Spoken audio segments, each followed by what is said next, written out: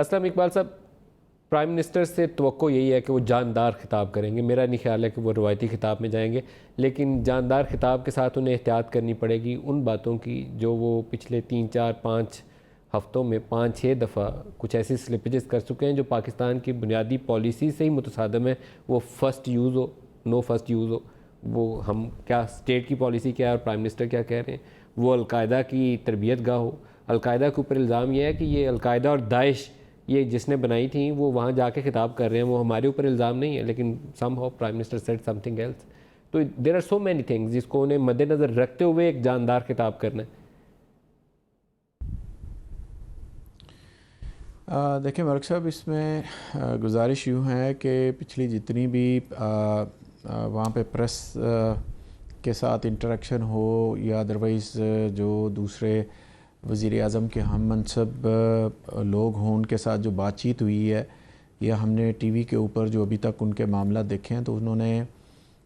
जिस शदुमत के साथ कश्मीर का केस जो है वो पूरी दुनिया के सामने रखा है, मैं समझता हूँ कि शायद इससे पहले कभी भी पाकिस्तान की तारीख़ में इस तरह से नहीं रखा गया।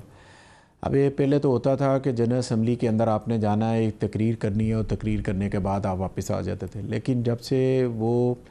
अमेरिका गए हैं उस वक्त से आप देख लें कि रोज़ाना की बुनियाद पर जो उनकी इंटरेक्शन है, जो उनकी मीटिंग का शेड्यूल है, वो इसलिए ताकि लोगों को, पूरी दुनिया को, और स्पेशली जो आपके करीब लोग हैं या जो ममालिक आपके करीब हैं जिनको आपका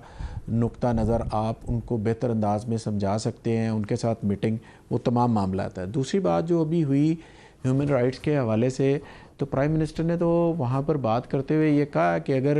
यहूदियों या अमरीकियों के ऊपर ये अमल होता तो क्या उस वक्त भी आपके यही पैरामीटर होते जो आप आज आपकी ज़बान को ताला लगा और आप कश्मीर के लिए कर रहे हैं। तो प्राइम मिनिस्टर ने तो वो तमाम चीज़ों का अहाता किया है कि जिसकी बुनियाद पर वो समझते हैं कि दुनिया को झंझोड़ा सकता है, उसके ज़मीर को झंझोड़ा जा सकता है। और कश्मीर के हवाले से जो पाकिस्तान का मौक़िफ़ है वो उन्होंने वाज़े अल्फाज में एक दफ़ा नहीं, दो दफ़ा नहीं, बीसियों दफ़ा उसके अंदर किया।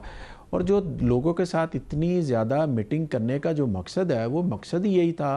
कि कश्मीर का इशू जो है उसके मामला जो हैं वो पूरी दुनिया के सामने रखे जाएं, ताकि लोगों को पता चले कि कश्मीर के अंदर जो मोदी की जहनीत है, जो गंदी जहनीत है, वो उसके मुताबिक उसको क्या कर रहा है। जो आरएसएस का नज़रिया है, उस नज़रिए के तहत वो कर्फ्यू लगाकर वहाँ पर क्या अमल कर रहा है, पूरा कश्मीर ब्लैकआउट किया हुआ है। वो तमाम चीज़ें उन्होंने वहाँ पर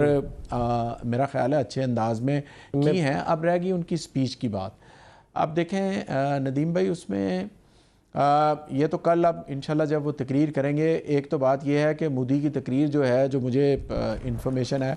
वो हमारे प्राइम मिनिस्टर से पहले है और उसके तकरीबन 2-2.5 घंटे बाद जो है वो प्राइम मिनिस्टर पाकिस्तान का है। तो मोदी की स्पीच से भी आपको पता चल जाएगा कि उसने क्या बात की है और ये एक बेहतर बात हो जाएगी कि शायद उससे फिर उसके मुताबिक बात और बेहतर अंदाज में करने का मैं के पास प्रोग्राम के एंड पे आ गया हूँ, लेकिन मैं तवक्को रखूँगा कि डिफेंसिव हुए बगैर अफ़गान जहाद के दिनों में अमरीकी CIA ने जो कुछ कहा था, हिलरी क्लिंटन अपने लफ्ज़ों में बयान कर चुकी हैं। इन अरब मुजाहिदीन को लाने में उनका क्या किरदार था, वेस्टर्न वर्ल्ड ने जो फंडिंग प्रोवाइड की थी उसका क्या रोल था, पाकिस्तानी सरजमीन इस्तेमाल हुई और उसके बाद जैसे ही सोवियत यूनियन टूटा हमारे ऊपर पाबंदियाँ लगाकर वो चलते बने और उसके बाद पाकिस्तान के अंदर जो फ़िज़ा बनी और पाकिस्तानी कौम ने उसकी सज़ा भुगती भी। 70-80 हज़ार किसी ने अगर जाने लाशें उठाई हैं अपने प्यारों की,